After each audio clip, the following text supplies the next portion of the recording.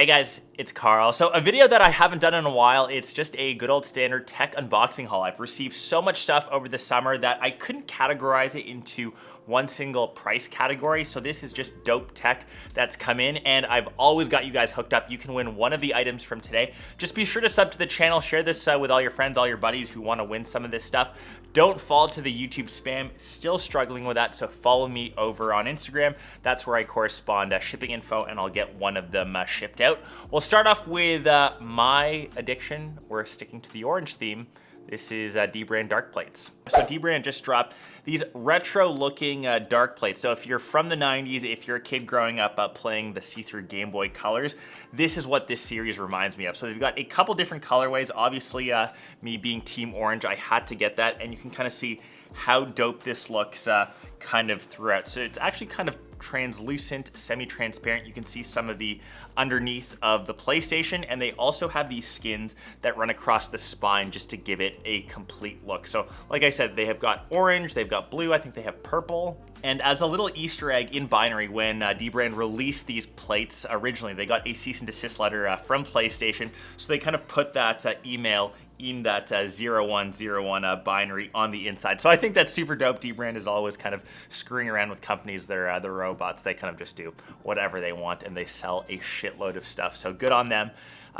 Orange, you got to have that hooked up, and I think this is a dope little addition to my PlayStation. Speaking of Team Orange, Nomad makes some great accessories for iPhones, for Apple Watches. You can see this is a dope new orange strap for the Apple Watch. It not only fits the Ultra, but all, of course, Apple Watches, they all have the same rail system. So previously, Nomad had this really cool orange colorway for one of their Apple Watch straps. So it's slightly different in orange. So depending on your taste of orange, this is really getting at orange technical. Their older one, a bit more saturated, a bit more highlighter orange or a construction pylon orange. I know that's not for everyone. So they came out with this new color called Blaze, a bit more muted, a bit more on the yellower side of orange. And it actually, this is kind of sitting off camera, is like identical to like my Singer Porsche, which is like my all-time grail car to get one day in this exact color. So you could say that the band matches the car, and like I said, these swap onto any Apple Watches as the rail system is pretty much the same. Keeping on Apple stuff, so if you remember from WWDC, we had the new iOS 17 update. So they had this new feature called standby mode for iPhones. When they sit on a stand, this specific dock was actually in the keynote, so this is the one from 12 South. Your iPhone kind of turns into a display which can display useful information like an alarm clock, like stocks, whatever info you want, you can have that set up on your phone. This exact stand was shown into the keynote. I know a lot of you were actually asking about it, so I got one here in studio to test out. So a couple things I like, obviously 12 South makes some really dope stuff. Their build quality is pretty much on par with Apple. It would have to be in Apple's official keynote. So this base is nice and heavy. It's made out of metal. So a couple of different things. It unfortunately doesn't come with its own MagSafe connector, so you need to bring your own in. Technically, this does cost 35 bucks right now. I know it's on sale with your own MagSafe connector, so an extra 40-ish. So you're looking at $70 for the full combo, and you can kind of see how the MagSafe connector slots into the middle. So you still have the cable that runs through the bottom, and when you have that in landscape mode, unfortunately, you can still see a hint of that cable running underneath, which I'm not the biggest fan of. If you just have the phone, I guess, in normal portrait, like most people, when I charge my phone,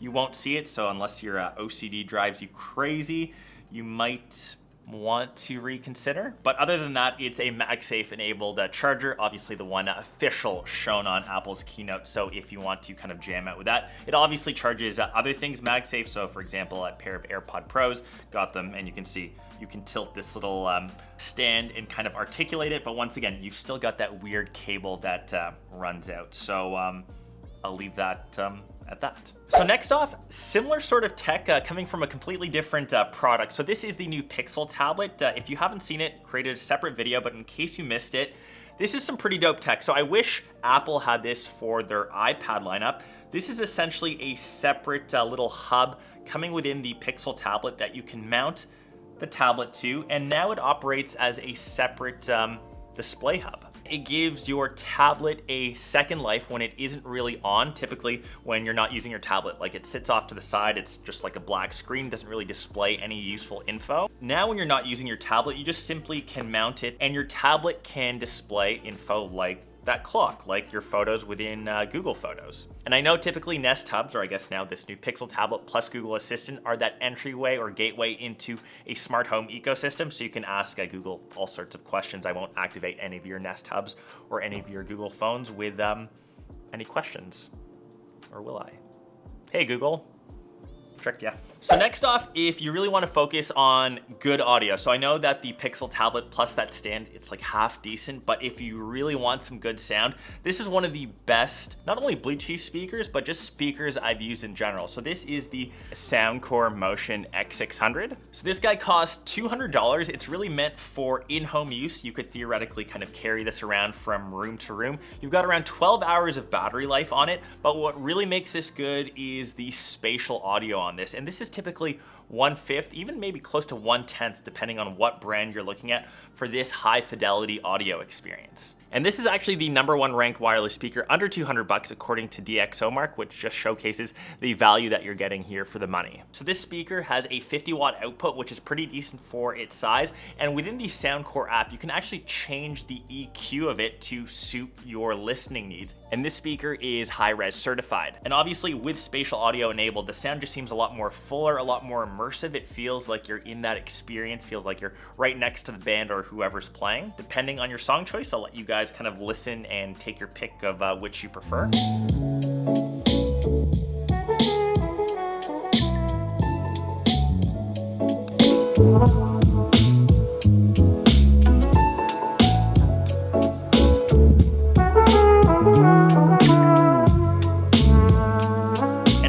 You can actually really tweak and customize your EQ for your own experience. So obviously each different music genre has a different EQ. So I've kind of messed around with mine. I'm really into deep, heavy bass music. So obviously that's different than jazz music, than classical music. And overall, it's just a really well-designed speaker for the value that you're getting. Like I said, compared to a lot of other competitors that can cost, 5 times the price, for the amount of tech and for the loudness, for the richness of music you're getting, all in this one pretty compact form factor. I don't think you can go wrong.